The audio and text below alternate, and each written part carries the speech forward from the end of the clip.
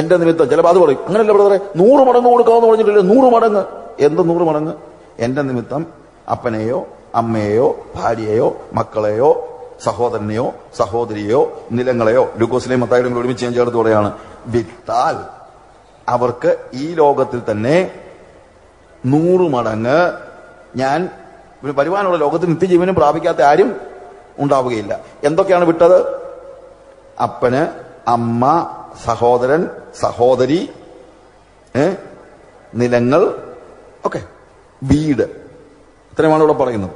അപ്പന്, അമ്മ, സഹോദരൻ, സഹോദരി, നിലങ്ങൾ, വീട്.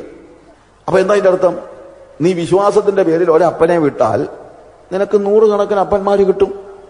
വിശ്വാസത്തിന്റെ പേരിൽ ഒരമ്മയെ വിടേണ്ടി വന്നാൽ അപ്പൻ പറയാണ്, നീ എന്റെ മോനല്ല, ഇറങ്ങി പോടാ എന്ന് പറഞ്ഞു കഴിഞ്ഞാൽ നീ ചെല്ലുന്നിടത്തെല്ലാം ആളുകൾ പറയും, മോനെ നീ എന്റെ മോനാടാ, നീ കേറി വാ.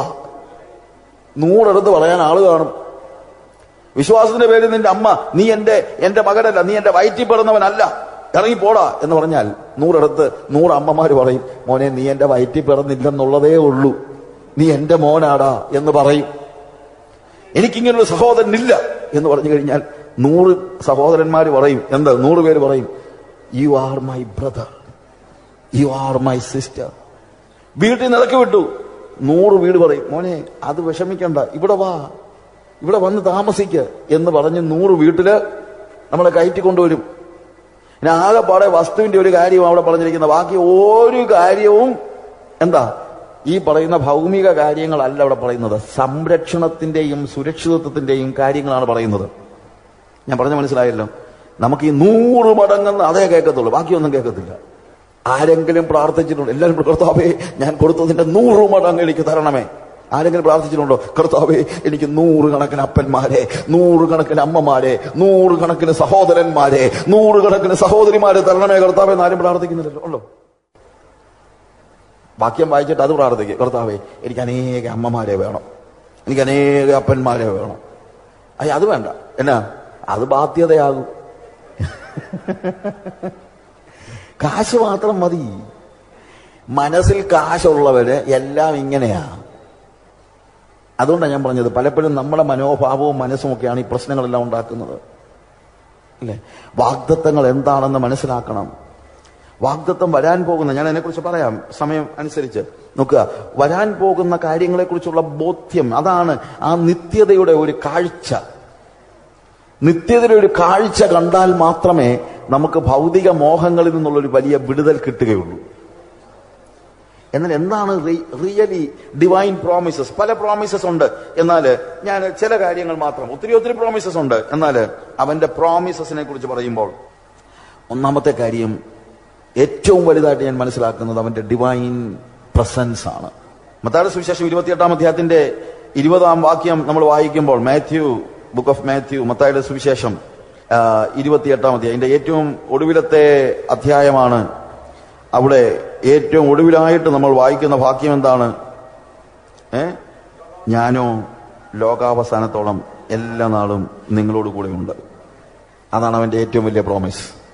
The biggest promise God has given us is His presence. നമ്മളോട് എന്തെല്ലാം കാര്യങ്ങൾ പറഞ്ഞാലും അതിനെല്ലാം അപ്പുറത്തുള്ളത്, ഞാനോ ലോകാവസാനത്തോളം എല്ലാ നാളും നിങ്ങളോട് കൂടെ ഉണ്ട്.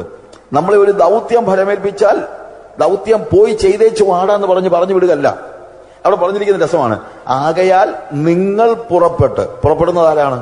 നിങ്ങൾ പിതാവിന്റെയും പുത്രന്റെയും പരിശുദ്ധാത്മാവിന്റെ നാമത്തിൽ സ്നാനം കഴിപ്പിച്ചും. ആരാണ് സ്നാനം കഴിപ്പിക്കുന്നത്? നമ്മള്. ഞാൻ നിങ്ങളോട് കൽപ്പിച്ചതൊക്കെയും പ്രമാണിപ്പാൻ തക്കവണ്ണം സകലജാതികളെ ഉപദേശിച്ചും കൊണ്ട്. ആരാണ് ഉപദേശിക്കുന്നത്? നമ്മള്. സകലജാതികളെയും ശിഷ്യരാക്കിക്കൊള്ളുവിൻ. ആരാ ചെയ്യുന്നത്? ശിഷ്യരാക്കുന്നത് നമ്മള്. പണിയെല്ലാം ചെയ്യേണ്ടത് ആരാ? നമ്മള്. ഇല്ലെന്ന് പറയുന്നില്ല. പക്ഷേ പണിയുടെ ലിസ്റ്റ് തന്നിട്ട് പോയി ചെയ്തേച്ച് വരാൻ പറയുകയല്ല യേശു ചെയ്യുന്നത്. നമ്മുടെ കൂടെ വരിക. അതാണ് യേശുവിന്റെ പ്രത്യേകത. അതാണ് ഏറ്റവും വലിയ പ്രോമിസ്. ഹല്ലേലൂയ.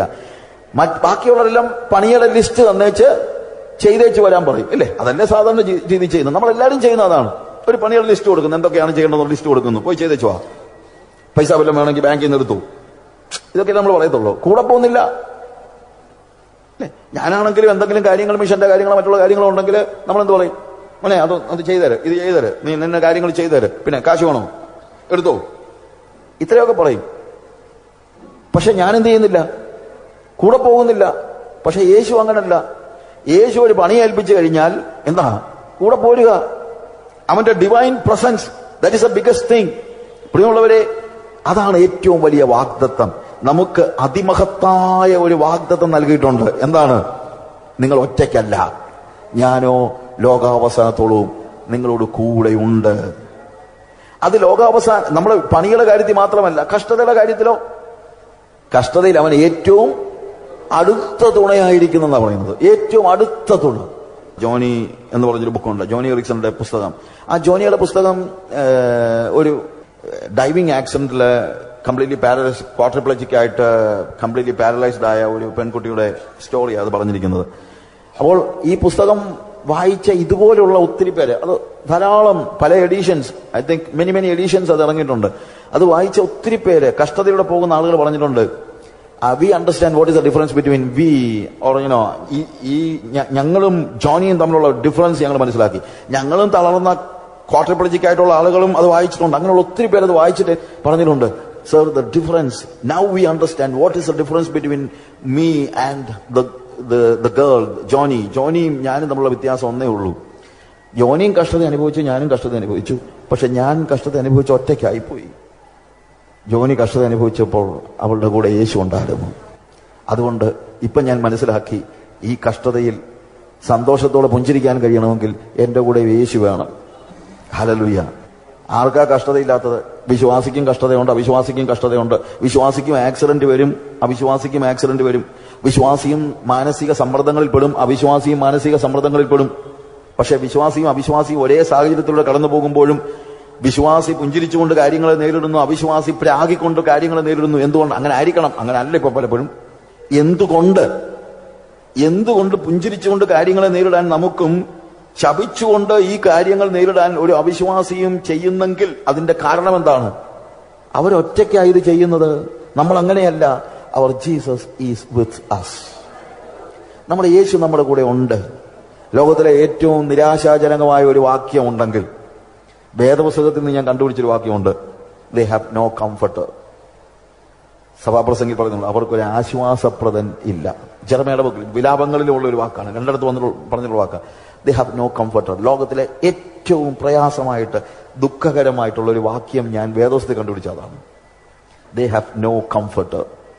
അവർക്കൊരു ആശ്വാസപ്രദനില്ല. പ്രിയമുള്ളവരെ, നമ്മുടെ പ്രത്യേകത അതല്ല. അവർക്ക് ആശ്വാസപ്രദനില്ല. അവരും പ്രതിസന്ധിയിലാണ്, നമ്മളും പ്രതിസന്ധിയിലാകുന്നു. പക്ഷെ നമുക്ക് ആരുണ്ട്? ഒരു ആശ്വാസപ്രദനുണ്ട്. അതാണ് നമ്മളെ ആശ്വസിപ്പിക്കുന്ന പ്രോമിസ് എന്ന് പറയുന്നത്. Divine promise, the divine presence. നിങ്ങളുടെ ജീവിതത്തിൽ പ്രതിസന്ധി ഉണ്ടെങ്കിൽ, പ്രയാസമുണ്ടെങ്കിൽ, ഞാൻ പറയട്ടെ, നാളെ പ്രതിസന്ധി മാറുമോ ഇല്ലയോ എന്നുള്ളത് പോലും അല്ല വിഷയം. അതിനപ്പുറത്ത് ഈ പ്രതിസന്ധി നിങ്ങൾക്ക് യേശു ഉണ്ടോ? That is A question. ഈ അസെൻഷന്റെ ഒരു പിക്ചർ യേശു കർത്താവ്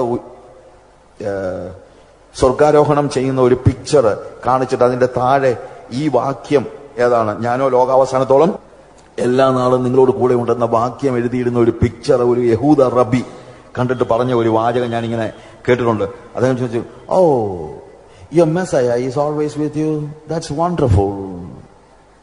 നിങ്ങളുടെ മെസ്സിഹ എപ്പോഴും നിങ്ങളുടെ കൂടെ ഉണ്ടല്ലേ, അത് അത്ഭുതമായിരിക്കുന്നു. അതാണ് നമ്മുടെ മെസ്സിഹയുടെ പ്രത്യേകത. എന്താണ്? Our Lord is always with us. നമ്മുടെ മശിഹ നമ്മുടെ കൂടെ എന്നും ഉണ്ട്. അതാണ് ഏറ്റവും വലിയ പ്രോമിസ് എന്ന് പറയുന്നത്. ഹല്ലേലൂയ. അവൻ നമ്മുടെ കൂടെ ഉണ്ട്. അവൻ ഇമ്മാനുവേലാണ്. അവന്റെ സാന്നിധ്യമാണ് എനിക്ക് ഏറ്റവും വലിയ പ്രോമിസ് അവൻ തന്നിരിക്കുന്നത്. അതുകൊണ്ട് എന്താ? അവൻ എന്റെ കൂടെ ഉള്ളത് കൊണ്ട്, അവൻ എന്റെ കൂടെ നടന്ന്, കൂടെ ഇരുന്ന്, കൂടെ താമസിച്ച്, കൂടെ വസിച്ച് എന്നെ അവന്റെ ദിവ്യ സ്വഭാവത്തിന്റെ പങ്കാളിയാക്കുകയാണ്. ഹല്ലേലൂയ. അതിമഹത്തായ വാഗ്ദത്തം ഉള്ളത് കൊണ്ട് നിങ്ങൾക്ക് എന്ത് ചെയ്യാൻ പറ്റും? ഈ ദിവ്യ സ്വഭാവം നിങ്ങളുടെ സ്വന്തമാക്കാൻ കഴിയും. എന്തുകൊണ്ട്? അവൻ നമ്മുടെ കൂടെ ഇരിക്കുക. പ്രിയമുള്ളവരെ, ഞാൻ ഈ വാക്കുകൾ പറയുമ്പോൾ നിങ്ങളൊക്കെ നിങ്ങളോട് തന്നെ ഒന്ന് ചോദിച്ചു നോക്കണം, യേശു എന്റെ കൂടെ ഉണ്ടോ? ഇല്ലെങ്കിൽ ഇന്ന് പറയണം, എന്റെ യേശുവേ, നീ എന്റെ കൂടെ ഇരിക്കണേ. യേശു ഇമ്മാനുവേലായിരിക്കണം. അവന്റെ പേര് ഇമ്മാനുവേൽ എന്നാ. ആർക്കെങ്കിലും ഇമ്മാനുവേലായിട്ട് അനുഭവിക്കാൻ കഴിയുന്നില്ലെങ്കിൽ ഇന്ന് പറ, കർത്താവേ, നീ ഇമ്മാനുവേലായിട്ട്. എന്താണ് ഇമ്മാനുവേൽ എന്ന് പറഞ്ഞാൽ? ദൈവം നമ്മോടുകൂടെ. ദൈവം നമ്മോടുകൂടെ എന്നുള്ളത് മാറ്റിയിട്ട് ദൈവം എന്നോടുകൂടെ. Can you say? എല്ലാവരും ഒരു മിനിറ്റ് എന്ന് പറഞ്ഞാൽ, ദൈവം എന്നോടുകൂടെ. ദൈവം എന്നോടുകൂടെ, ദൈവം എന്നോടുകൂടെ, ദൈവം എന്നോടുകൂടെ. ഹല്ലേലൂയ. അവന്റെ ഡിവൈൻ പ്രസൻസ് അത് നമ്മൾ അനുഭവിക്കണം. അവൻ ഇമ്മാനുവേലായിരിക്കണം. നമ്മുടെ ജീവിതത്തിന്റെ ഏത് പ്രതിസന്ധി ഘട്ടങ്ങളിലും നമുക്ക് പറയാൻ കഴിയണം, ഞാൻ ഒറ്റയ്ക്കല്ല. കനീസേ, ഞാൻ ഒറ്റയ്ക്കല്ല. ഒന്ന് പറഞ്ഞേ, ഞാൻ ഒറ്റയ്ക്കല്ല, എന്റെ യേശു എന്റെ കൂടെ ഉണ്ട്. ഹല്ലേലൂയ. Thank you Jesus. കർത്താവിന്റെ സാന്നിധ്യം അങ്ങനെ നമുക്ക് അനുഭവിക്കാൻ പറ്റണം. അവൻ ഇമ്മാനുവേൽ, അതാണ് ദിവ്യമായ വാഗ്ദത്തങ്ങൾ. അവന്റെ സാന്നിധ്യം, അവനെന്റെ കൂടെ നടക്കുന്നത് കൊണ്ടാണ് ഞാൻ അവന്റെ സ്വഭാവത്തിൽ വളരുന്നത്. ദൂരെ ഇരുന്ന് വായിച്ചു മനസ്സിലാക്കുകയല്ല, പ്രത്യുത എന്റെ കൂടെ നടന്ന് അവന്റെ സ്വഭാവത്തിൽ അവൻ എന്നെ വളർത്തുകയാണ്. Praise God. ഹല്ലേലൂയ. മറ്റൊരു വലിയ വാഗ്ദത്തങ്ങൾ എത്രയുണ്ട് നമുക്ക് പറയാൻ പോലും പറ്റാത്ത പോലെ അതിമഹത്തായ വാഗ്ദത്തങ്ങൾ കൊണ്ട് വേദപുസ്തകം നിറഞ്ഞിരിക്കുകയാണ്. എങ്കിലും അവന്റെ സ്വഭാവത്തിൽ വളർത്തുന്ന ചില കാര്യങ്ങൾ മാത്രമാണ്, ചില വാഗ്ദത്തങ്ങളാണ് ഞാൻ പറഞ്ഞത്. അടുത്തത് വലിയൊരു വാഗ്ദത്തം, പരിശുദ്ധാത്മാവെന്ന വാഗ്ദത്തം. ദ ഹോളി സ്പിരിറ്റ്, പരിശുദ്ധാത്മാവെന്ന വാഗ്ദത്തം. ലൂക്കോസിന്റെ സുവിശേഷം 24 അധ്യായത്തിൽ കർത്താവ് നമ്മളോട് പറയാണ്, ഇതിന്റെ 49 വാക്യം, വേഴ്സ് 49 നമ്മൾ എന്താ കാണുന്നത്? എന്റെ പിതാവ് വാഗ്ദത്തം ചെയ്തതിനെ ഞാൻ നിങ്ങളുടെ മേൽ അയക്കും, നിങ്ങളോ ഉയർത്തുന്ന ശക്തി ധരിക്കുവോളം നഗരത്തിൽ പാർപ്പിനെന്ന് അവരോട് പറഞ്ഞു. എന്റെ പിതാവ് വാഗ്ദത്തം ചെയ്തതിനെ, പിതാവിന്റെ വാഗ്ദത്തമാണ്. യേശു പറയാണ്, എന്റെ പിതാവ് വാഗ്ദത്തം ചെയ്തതിനെ ഞാൻ നിങ്ങളുടെ മേൽ അയക്കും. ആരാണത്? പരിശുദ്ധാത്മാവ്. ഹല്ലേലൂയ. നമ്മുടെ ജീവിതത്തെ മാറ്റിമറിക്കുന്നത് പരിശുദ്ധാത്മാവാണ്. അവന്റെ സ്വഭാവത്തിൽ വളരുവാൻ ഇതുപോലെ മറ്റൊരു ഏജന്റ് ഇല്ല. Another agent, another comforter, another councillor. നമ്മളെ കർത്താവിന്റെ സ്വഭാവത്തിൽ വളർത്തുന്നതിന് നമ്മൾക്ക് വേണ്ടി ദൈവം നൽകിയിരിക്കുന്ന ദൈവത്തിന്റെ പരിശുദ്ധാത്മാവ്, അത് ആ സ്വഭാവത്തിന്, ഇപ്പം യോഹന്നാന്റെ സുവിശേഷത്തിൽ തന്നെ 14 അധ്യായത്തിൽ ഞാൻ ഹോളി സ്പിരിറ്റിനെ കുറിച്ചുള്ള മെസ്സേജസിൽ ഇത് വളരെ വിശദമായിട്ട് പറഞ്ഞിട്ടുണ്ട്. സമയക്കുറവുകൊണ്ട് ഞാനത് ഓരോന്നായിട്ട് ഉപയോഗിക്കുന്നില്ല. അതിന്റെ 15 വാക്യം നമ്മൾ വായിക്കുമ്പോൾ അവിടെ എഴുതിയിരിക്കുന്നത്, നിങ്ങൾ എന്നെ സ്നേഹിക്കുന്നുവെങ്കിൽ എന്റെ കൽപ്പനകളെ കാത്തുകൊള്ളും. എന്നാൽ ഞാൻ പിതാവിനോട് ചോദിക്കും, അവൻ സത്യത്തിന്റെ ആത്മാവെന്ന മറ്റൊരു കാര്യത്തിന് എന്നേക്ക് നിങ്ങളോട് കൂടെ ഇരിക്കേണ്ടതിന് നിങ്ങൾക്ക് തരും. If you love me you will obey my commandments and I will ask the father and he will send you another counselor to be with you forever. നിങ്ങളുടെ കൂടെ ഇരിക്കേണ്ടതിന് അവൻ മറ്റൊരു കാര്യസ്ഥനെ നിങ്ങൾക്ക് എന്നേക്കും അയച്ചു തരും. എന്തിനാണെന്ന് മോളി പറഞ്ഞിട്ടുണ്ട്, നിങ്ങൾ എന്നെ സ്നേഹിക്കുന്നുവെങ്കിൽ എന്റെ കൽപ്പനകളെ പ്രമാണിക്കും. അപ്പോൾ കൽപ്പന പ്രമാണിക്കാൻ എനിക്ക് സ്വാഭാവികമായി ശക്തിയില്ല, പക്ഷേ സ്നേഹമുണ്ട്. നമുക്കെല്ലാം കർത്താവിന്റെ കൽപ്പന അനുസരിക്കണമെന്ന് ആഗ്രഹമുണ്ടല്ലേ? നമുക്ക് കർത്താവിനോട് സ്നേഹമുണ്ട്, എല്ലാവർക്കും സ്നേഹമുണ്ട്, എല്ലാവർക്കും ആഗ്രഹമുണ്ട്. പക്ഷെ നമുക്ക് പറ്റുന്നില്ല. We are unable to obey the commandments of the Lord because of our infirmities. But what happens? Jesus is promising the Holy Spirit. എന്തിനാ? കൽപ്പന പ്രമാണിക്കാൻ എനിക്ക് ശക്തിയില്ലാതിരിക്കുമ്പോൾ എന്നെ കൈപിടിച്ച് അവന്റെ കൽപ്പനകളിലൂടെ നടത്താൻ, അവരുടെ സകല സത്യത്തിലും എന്നെ വഴി നടത്താൻ ഒരു ഏജന്റായിട്ട് അവൻ എന്ത് ചെയ്തിരിക്കുകയാണ്? പരിശുദ്ധാത്മാവിനെ വാഗ്ദത്തം ചെയ്തിരിക്കുകയാണ്. അതാണ് വാസ്തവത്തിൽ ഞാൻ പറഞ്ഞത്, ദൈവ സ്വഭാവത്തിൽ വളരാൻ എന്നെ സഹായിക്കുന്നത് ഒന്ന്, അവന്റെ പ്രസൻസ്. പ്രോമിസസ്, എന്തൊക്കെ പ്രോമിസസ്, നമ്മൾ ഓരോരോ കാര്യങ്ങൾ പറഞ്ഞു. പ്രോമിസ് മാത്രമാണ് ഇവിടെ പറയുന്നത്. എന്തൊക്കെ വാഗ്ദത്തങ്ങൾ. ഒരു വാഗ്ദത്തം എന്താണ്? ആദ്യത്തെ വാഗ്ദത്തം എന്താ നമ്മൾ പറഞ്ഞത്?